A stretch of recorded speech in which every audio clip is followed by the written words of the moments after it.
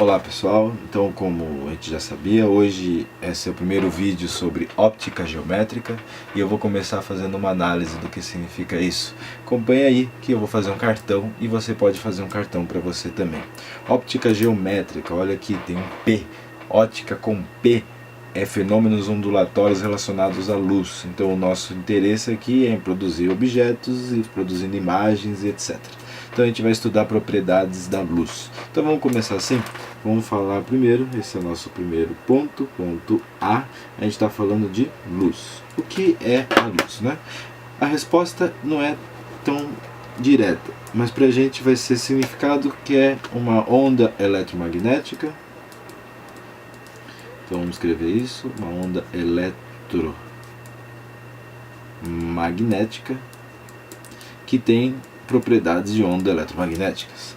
Ela pra gente no vácuo, então vou escrever aqui, no vácuo ela tem uma velocidade constante e vale Czinho, que era aquele 3 vezes 10 a oitava metros por segundo. A princípio só importa isso pra gente. Claro, tem isso de propriedade, tem várias outras, mas a gente está estudando fenômenos que é consequência da luz. Legal, pronto. Então a gente já sabe qual que é o nosso principal objeto de estudo. Propriedades em consequência da luz. Então a gente começa falando isso. O que era a luz? Ela pra gente pode ser monocromática, ou seja, um único comprimento de onda, uma única cor. Então a gente pode classificar essa luz aqui como monocromática. Monocromática, nota aí, quando tem um único comprimento de cor, ou policromática. Pode ser também, né, composta então por várias outras cores, né? Então vamos escrever aqui a policromática. Legal. Por exemplo, a monocromática só o vermelho, por exemplo, e a policromática uma quantidade de cores diferentes, né? Por exemplo, amarelo e verde são duas cores. Logo, esse feixe de luz seria policromática. Logo, a gente tem que começar a entender quem são as policromáticas, né? Vamos falar da luz branca. A luz branca é o principal estudo nosso. A luz branca é composta pelas cores do arco-íris, que são 7, né? Vamos tentar lembrar elas. Ela é o VAA, VAA, V. VAA, VAA, V. Isso eu preciso decorar, o vestibular não fala. Então VAA, VAA, V. Quem que é todo mundo mesmo? Vamos fazer uma seta e preencher isso aqui. Então na ordem que a gente vai escrever é o vermelho. E buzinaram aqui. Vermelho, alaranjado, amarelo, verde, azul, anil e violeta. Legal. E como é que elas estão distribuídas, né? Se você tiver com um cartãozinho, você vai ver que isso aqui está construído do infravermelho ao ultravioleta. Isso significa que isso aqui é em ordem crescente de frequência, que a gente não precisa saber o que significa por enquanto, e a ordem decrescente de comprimento de onda. Mas por enquanto também não é importante, eu só estou fazendo uma análise aqui. Lá na frente a gente estuda melhor o que significa isso e que consequências a gente tem. Pronto, então a gente já sabe qual é o objeto. Legal. Então a gente está listando luz, que podem ser elas individualmente, ou um feixe que tem todos eles. Por enquanto é só monocromático, para a gente vai estudar só monocromático. Tá bom, e agora, o que fazer?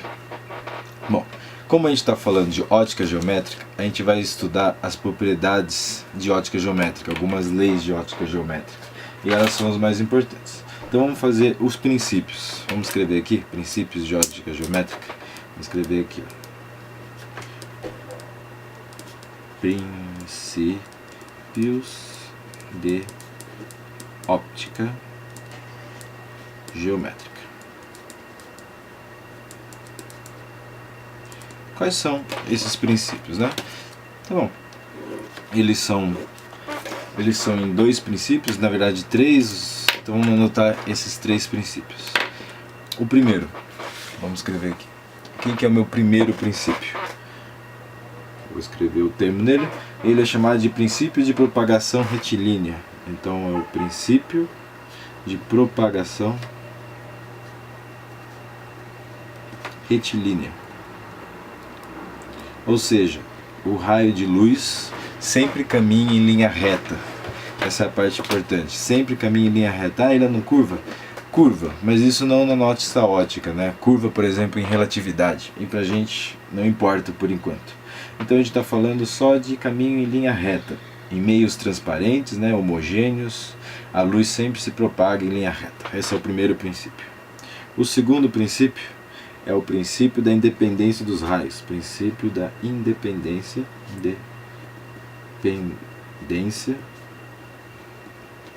dos raios.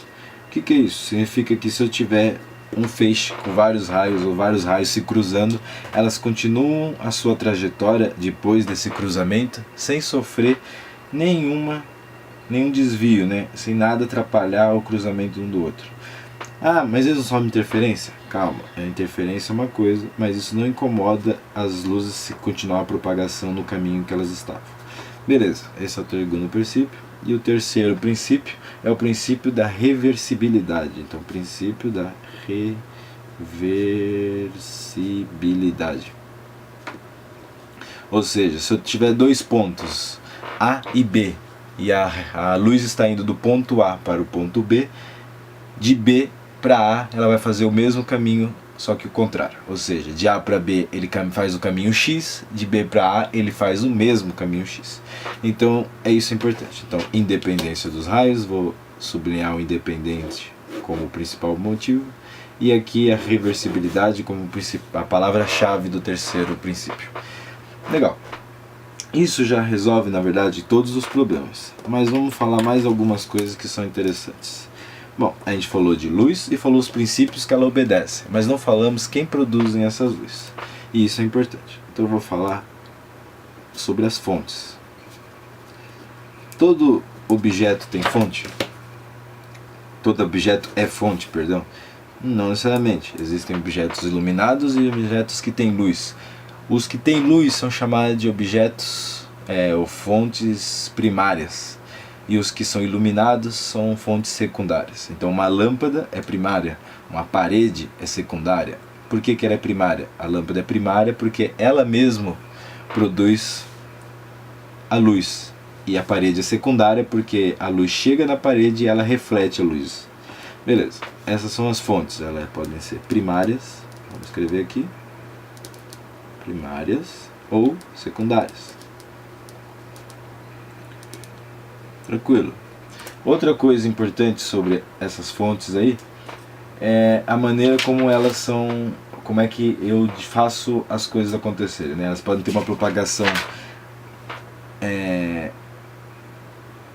sempre em linha reta, né? Isso é verdade. E como eu falei, a propagação sempre depende se o raio de luz saiu do próprio objeto ou se chegou do objeto e foi refletido.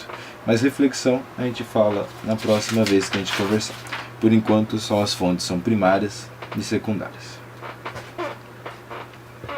Vamos ver então quais são as aplicações. Quais são as aplicações desses princípios que a gente acabou de estudar?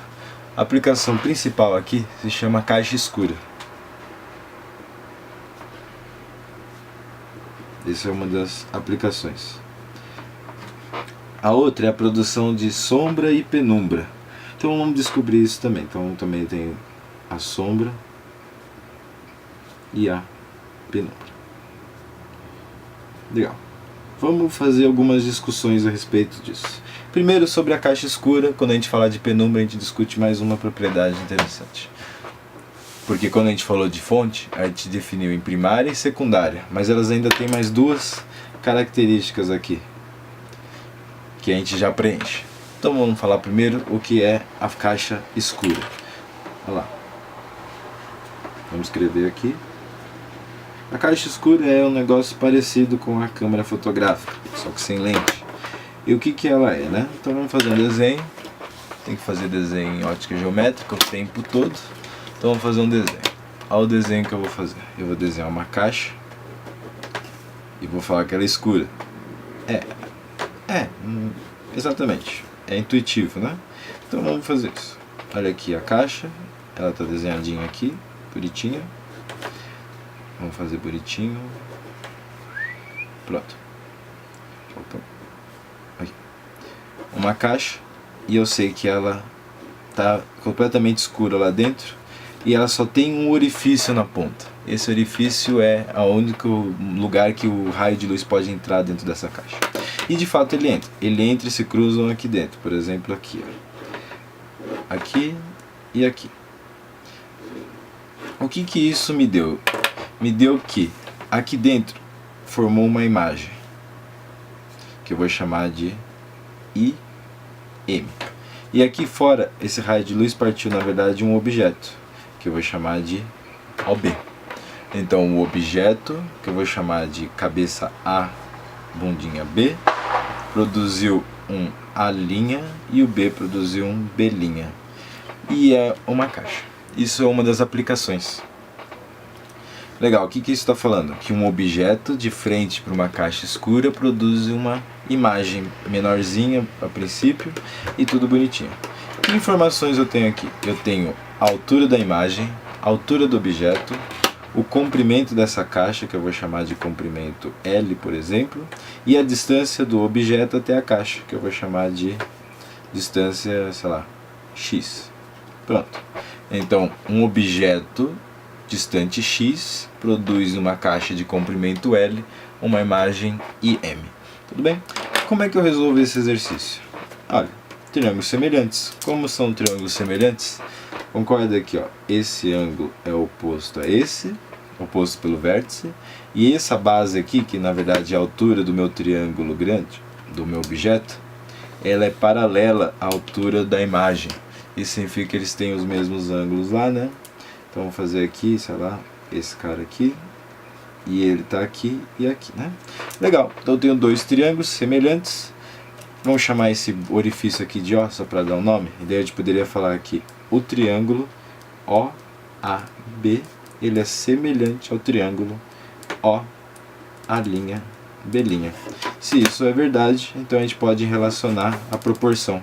Como é que ficava mesmo essa proporção? Base de um está para a base do outro, então o objeto está para imagem, assim como a altura de um triângulo está para a altura do outro, x está para L. Então eu resolvo qualquer um desses problemas assim. Legal. Qual que era o segundo problema? Era a sombra e penumbra. Então o que é isso? O que é a sombra e o que é a penumbra? Bom, a sombra é a ausência total de luz, escuro, e a penumbra é regiões parcialmente iluminadas.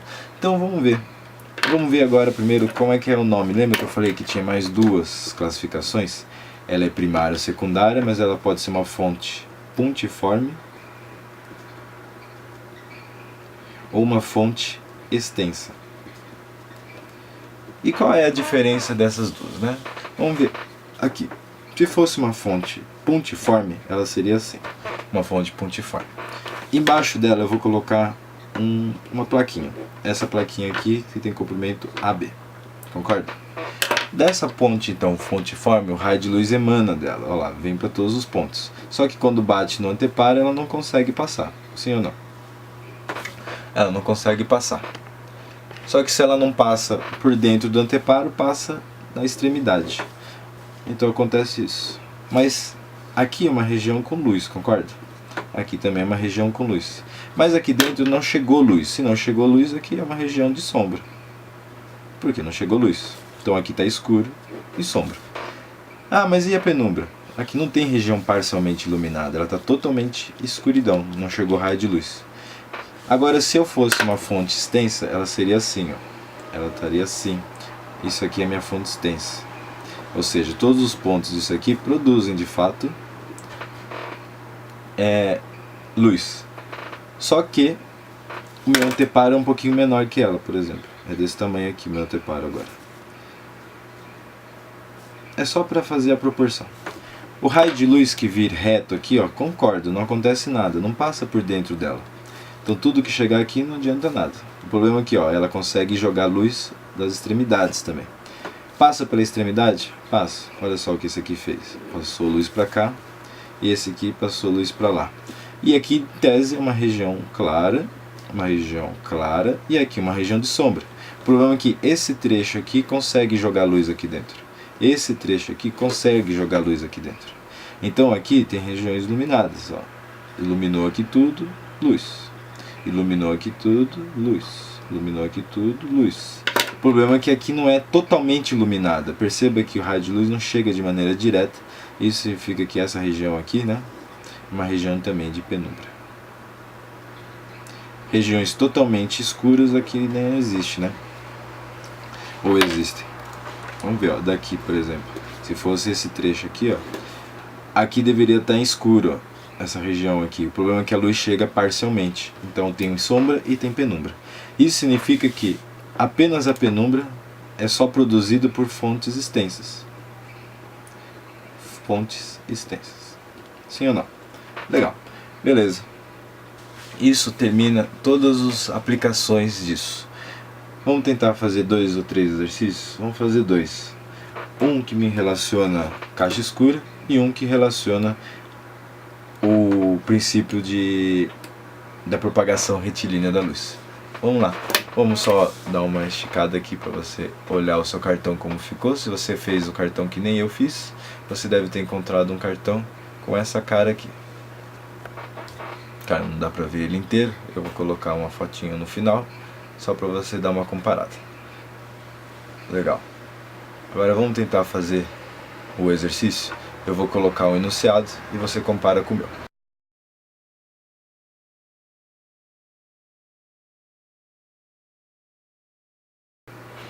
Legal. Então, como o enunciado falava, e vamos fazer o desenho disso. O desenho falava, uma placa retangular que tem aquelas dimensões lá do enunciado está presa no teto. Então vamos fazer o desenho? Olha lá, um teto, tá aqui bonitinho. E ele falou que nesse teto tem uma fonte, pontiforme, então tem um ponto aqui. Ele falou que logo abaixo desse teto, a 1 metro do teto, tem um anteparo. Vamos desenhar esse anteparo? Está aqui, ó, o anteparo. E o anteparo é opaco, o que significa que o raio de luz não passa dentro dele, mas passa nas extremidades. Então vamos fazer ele opaco, o raio de luz não vai passar dentro dele, tá fazendo um desenho aqui bonitinho. Depois você compara com o seu. Então ele é opaco, não passa por dentro dele, mas passa nas extremidades. E o negócio está preso aqui no meio, no baricentro dele.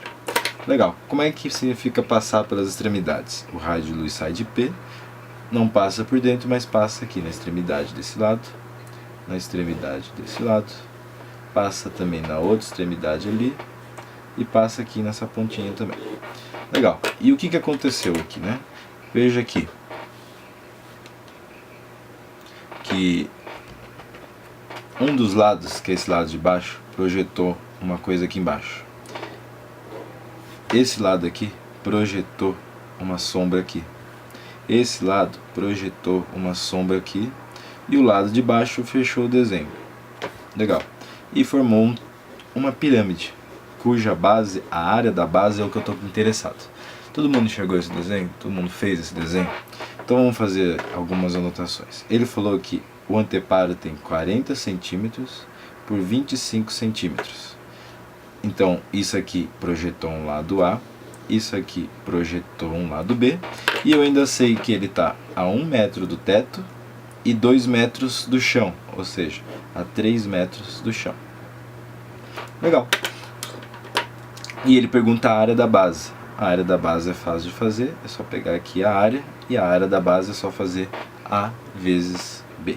Sim ou não? Então eu já tenho a minha estratégia, eu já sei o que eu preciso fazer, agora é só fazer. Tudo bem? E qual era a ideia mesmo? Ótica geométrica. Tudo de geométrica está falando que eu preciso encontrar ideias geométricas, né? Ideias lá da matemática. Então vamos tentar fazer aqui? Vamos começar o exercício. Vamos achar o lado A, por exemplo. Todo mundo vê que tem dois triângulos e eles são semelhantes. Ó. Tem um triângulo grande e um triângulo pequeno. Vamos reproduzir ele aqui. Olha ele aqui, ó. Triângulo bonitinho. Deu aqui, beleza? Ele tem duas bases aqui, tem dois triângulos. Um lado vale 40 e o outro A. As alturas eram 1 metro e 3 metros. 1 metro, 3 metros. E aí, se eles são triângulos semelhantes, vamos dar nome para eles? Vamos lá, vamos voltar aqui e dar nome para ele. Olha lá, triângulo tem o ponto P aqui já, não vou precisar dar nome. Vou chamar aqui de ponto, sei lá, X, Y, Z e W. Então, olha lá, P,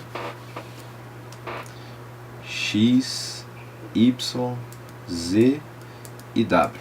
E aí, qual que é mesmo? Se eles são triângulos semelhantes, eu já posso falar que como o triângulo PZW ele é semelhante ao triângulo PXY, o que eu posso fazer, né? Vamos escrever aqui. Eu posso fazer o seguinte, que A está para 40, assim como 3 está para 1.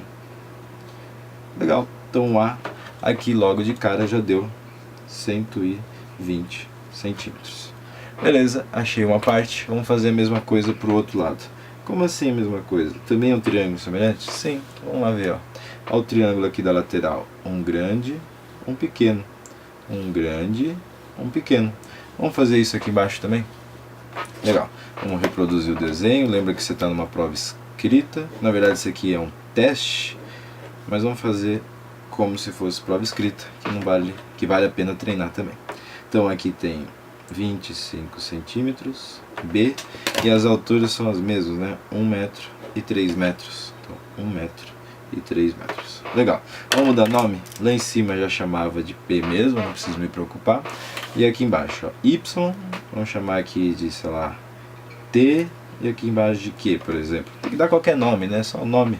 Então aqui é o Y, aqui é o T, aqui é o W e aqui é o Q. Cuidado, eu estou dando qualquer nome, não precisava se preocupar. Na verdade eu podia ter colocado direto a resposta, mas eu estou dando nome só para treinar. Então, triângulo PYT, TYT, ele é semelhante ao triângulo PWQ. PWQ. E se eles são semelhantes, eu posso calcular a semelhança da seguinte forma, né? Então fica B está para 25, assim como o 3 está para 1. E isso me dá o B igual a 75 centímetros. Isso acaba o exercício? Não, porque ele não pediu os comprimentos, ele pediu a área. Então a área é só fazer aqui, olha lá, a área é A vezes B. Então a área fica... Quem que é o A? O A é 120 centímetros, mas como ele pediu em metros quadrados, eu vou pôr 1,2 metros. O outro, quanto que dá? 75 centímetros, mas como ele pediu em metros quadrados, eu vou pôr 0,75 metros. Isso dá 0,9 metros quadrados. Isso acabou, achei a área e resolvi o problema. Sim? Isso é um teste, como eu falei que era um teste, vamos lá ver, alternativa A. Então a gente escreve aqui, alternativa A. Beleza? Legal. Então dá uma olhada agora no outro exercício, no exercício de câmera escura, e a gente já conversa a respeito disso.